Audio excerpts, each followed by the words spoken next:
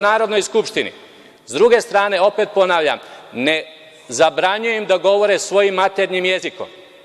To je u ovoj Skupštini dozvoljeno i nikakav prevod za taj jezik mi nije potreban, samo neka izvole, samo vas molim da štitite dostojanstvo Narodne skupštine.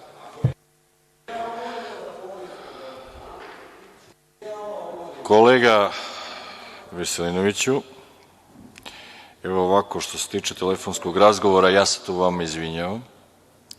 Nisam mogao da izdržim da se ne javim na telefon, zato što me je zvao načelnik odeljenja za finansije grada Požarevca, da traži pomoć i savet kako grad da uđe u posed dve fabrike koje se nalaze u stečaju. To su dve fabrike koje sam često spominjao u ovoj sali. Jedna se zove Fabrika šećera Požarevac, druga se zove Mesna industrija Požarevac. Treba li da vam kažem za vreme čije vlasti su te dve fabrike otišle u stečaj, pošto je to tema dnevnog reda? Vama to izgleda smešno, meni ne, a nisam mogao da izdržim, zato što želim da nešto uradim dobro za svoj grad Požarevac, kao i za ostatak Srbije.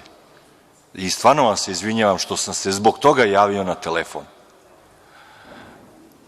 Povreda Poslovnika, narodni poslanik Aleksandar Marković. Hvala, predsedavajući. Član 103. Dakle, mislim da je upravo prekršen član 103, odnosno zloupotrebljen član 103, koji kaže da narodni poslanik ima pravo da usmeno ukaže na povredu u postupanju predsednika Narodne skupštine.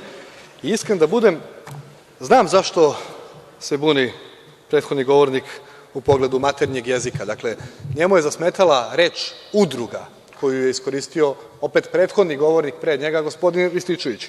Ali ja ne znam zašto mu smeta ta reč udruga. Kada odete na sajt Udruge za povijest, suradnju i pomirenje iz Golubića, vi vidite da je tamo istaknuti član, čak president of the council, Janko Veselinović. Pa onda pogledate kontakt adresu veselinovic.janko@gmail.com. Dakle, Udruge za povijest, suradnju i pomirenje. I ja ne znam kako može da mu smeta takva reč udruga. Molim. Nastavljamo dalje sa radom.